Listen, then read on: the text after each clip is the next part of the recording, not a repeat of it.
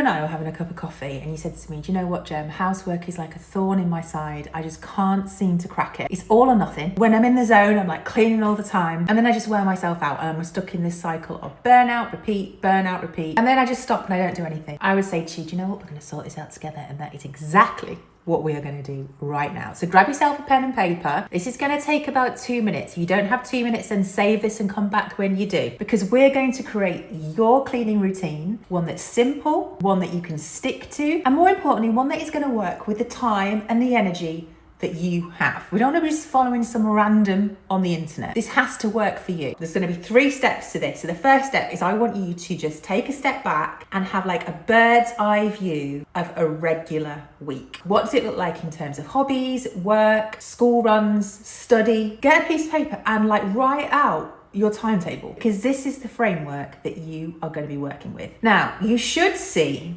some gaps. Some people's gaps will be bigger than others. We're all at different stages of our life. Your kids might have just left for uni. You might not have kids. You might just have had twins. But you should see some gaps. So say you have a Thursday afternoon free or a Saturday morning. Identify the gaps, and each gap have a thing. Realistically, what are my energy levels like? Because again, we're all different. Some of you might be morning people, not me.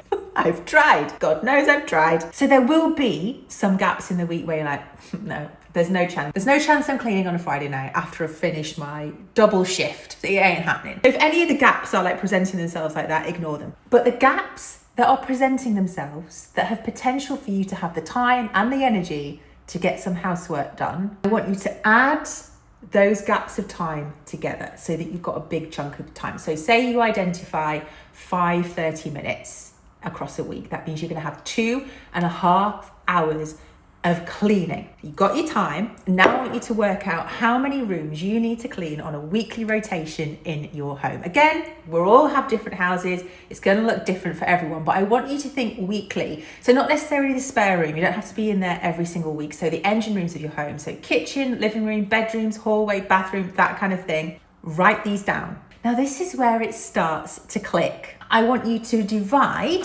that block of time, how many gaps you've added together, by the amount of rooms that you have to clean. So if you have 2.5 hours and you've got 5 rooms, that is going to give you 30 minutes a room. Now, obviously, some rooms might take more time than others, like your hallway might take less time than your kitchen. So have a quick scan, tweak accordingly. You should start to see something developing around about now, but we've not quite finished yet, because it is time for the final step, because we want to make sure that the time we're cleaning is going to be efficient and it's going to be intentional. So final step, now list the jobs in each of those rooms that you have identified that need cleaning on a weekly rotation. Now, we're not talking about deep cleaning, we're talking about the things that you need to do on a weekly basis. And this is like your little playlist for each room. Now, you don't need to do every single job that's on the list for that room on that week in that gap of time. You just need to pick the ones that are most urgent on the day. That is where I would start you, because now you have your very own realistic cleaning routine